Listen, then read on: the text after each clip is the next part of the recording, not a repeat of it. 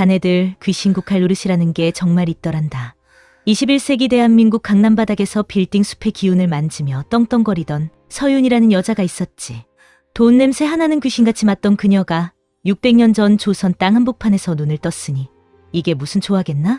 정신을 차려보니 이름은 이설.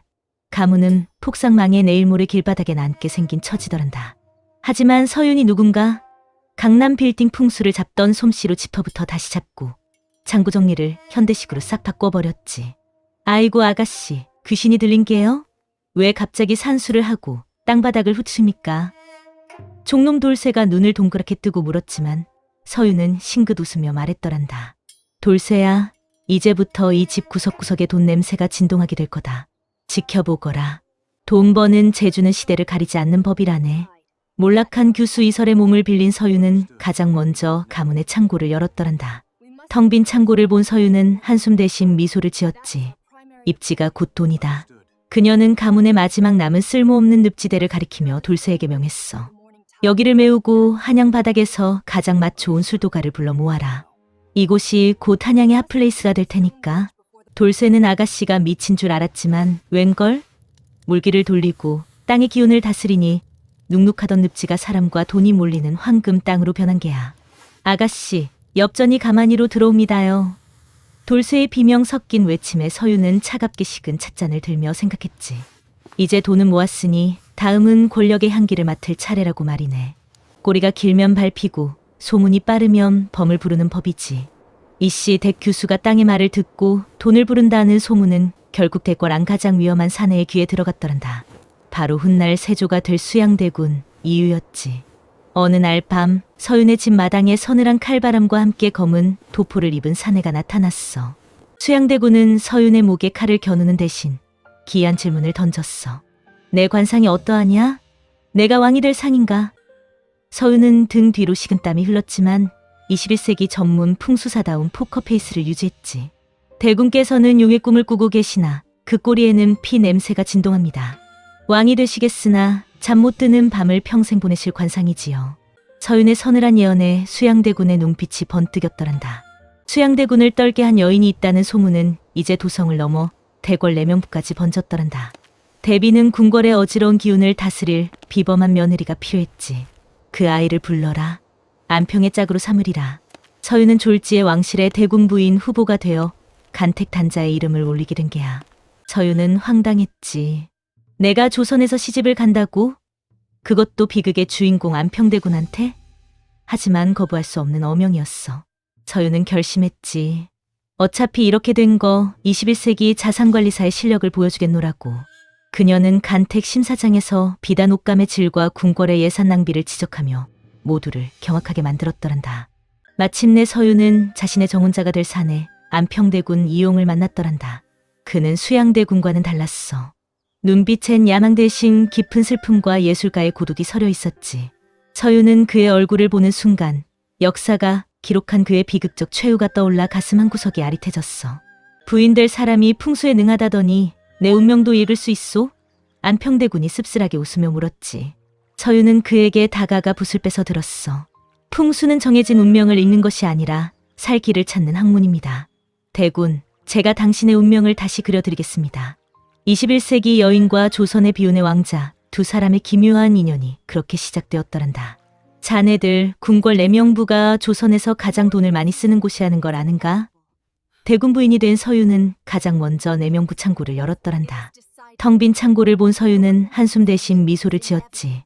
비효율의 극치구나. 그녀는 내명부 상궁들을 소집하여 선언했어. 이제부터 모든 물자는 현대식 경영기법으로 관리한다. 예산 낭비는 용납지 않겠다. 서윤은 궁궐 내물자 유통 과정을 싹 뜯어 고쳤더란다. 비단 옷감의 질을 따지고 예산 낭비를 지적하며 모두를 경악하게 만들었지. 아이고 마마, 귀신이 들린 게요? 왜 갑자기 산수를 하고 땅바닥을 훑습니까? 상궁들이 눈을 동그랗게 뜨고 물었지만 서윤은 싱긋 웃으며 말했더란다.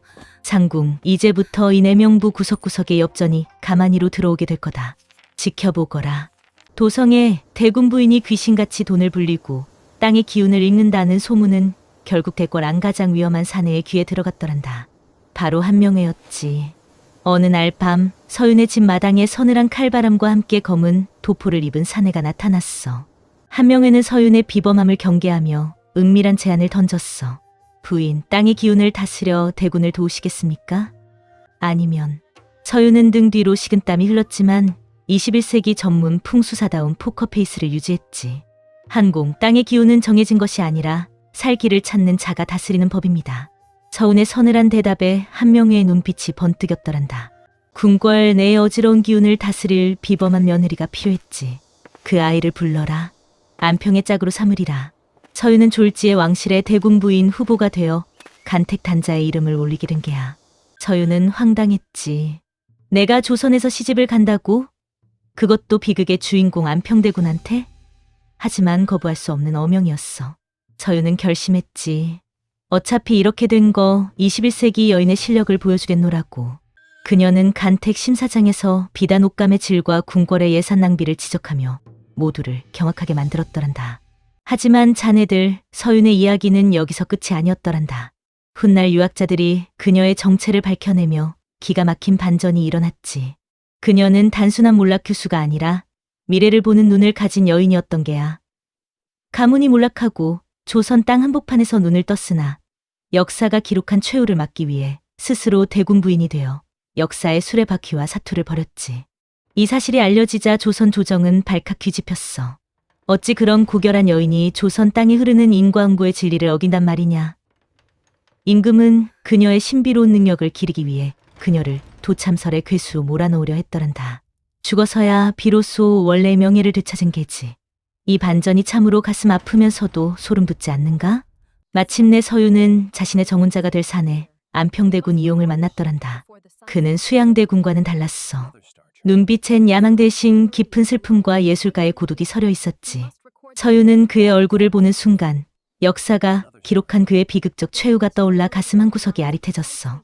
부인 될 사람이 풍수에 능하다더니 내 운명도 읽을 수 있소? 안평대군이 씁쓸하게 웃으며 물었지.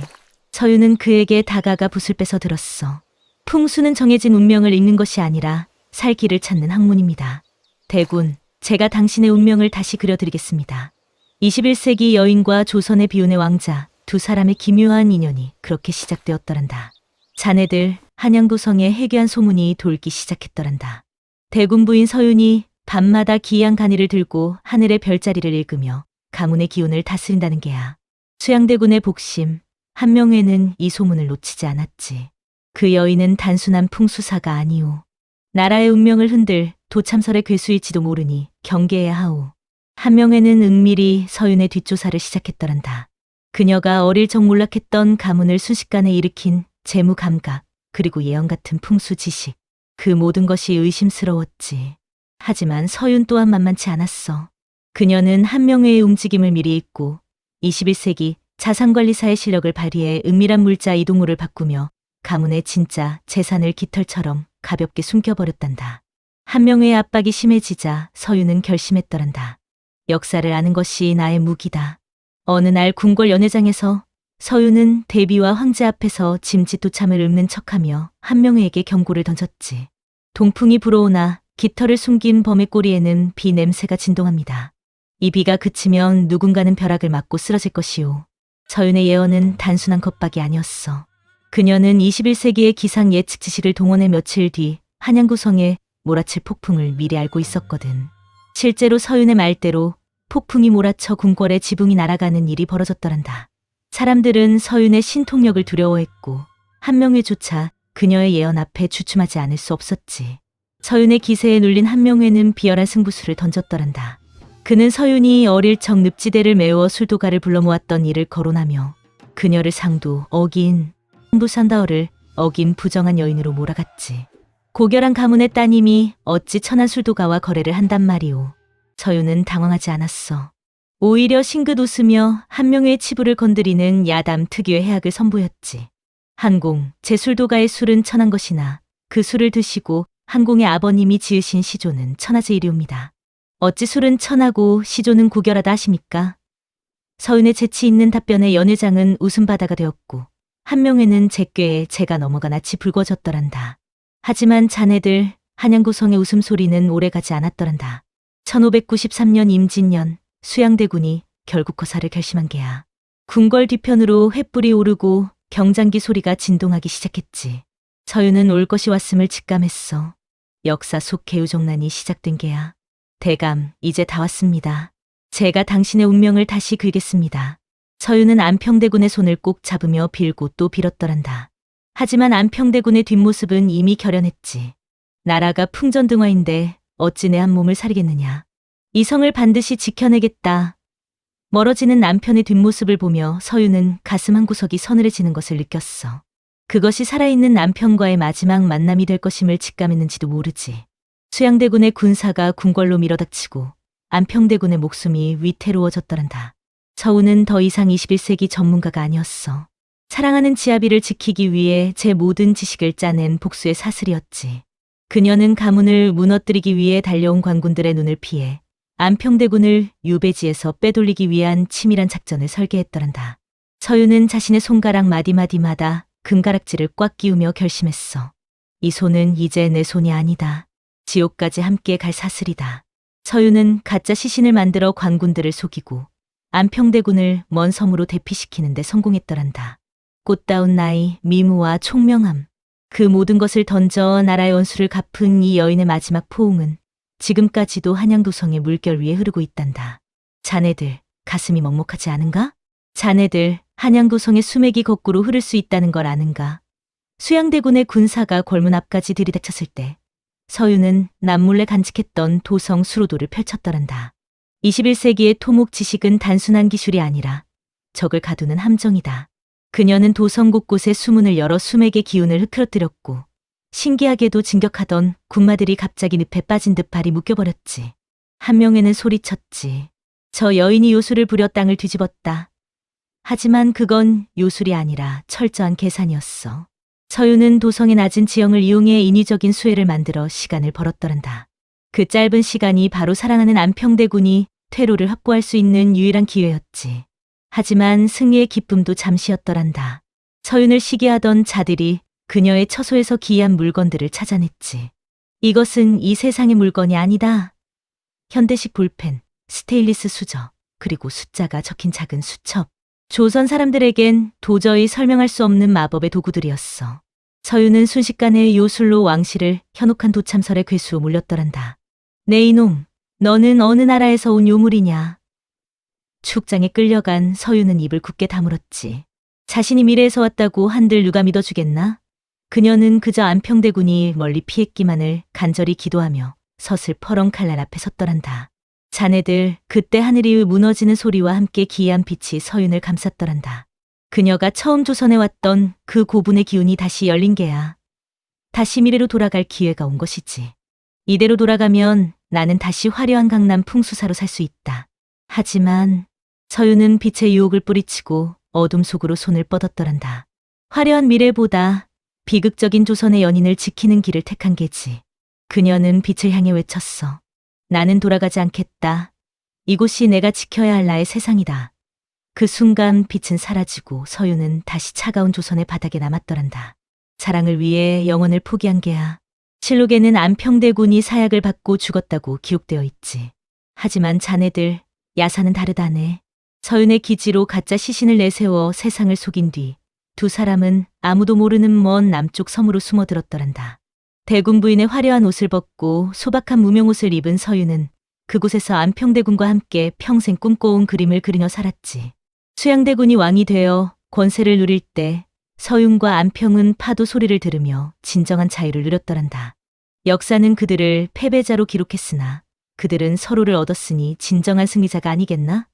가끔 섬 사람들이 대군 부인처럼 우아한 여인이 살고 있다는 말을 전했지만 그 누구도 그들이 역사 속 주인공임을 알지 못했단다. 자네들, 오늘 이야기는 좀 어땠는가? 21세기를 후령하던 여인이 600년 전으로 돌아가 대군 부인이 된 이 기이한 인연. 결국 우리가 찾는 명당은 땅 위에 있는 것이 아니라 사랑하는 사람에게 취하는 걸 서윤은 보여준 게 아닐까 싶네. 지금 내 옆에 있는 사람이 바로 나의 가장 큰 명당이라네. 자, 오늘 밤엔 다들 옆 사람 손 한번 꼭 잡아주시게나. 혹시 아나? 자네들도 어느 날 갑자기 시간을 건너온 예언자를 만나게 될지 말이네.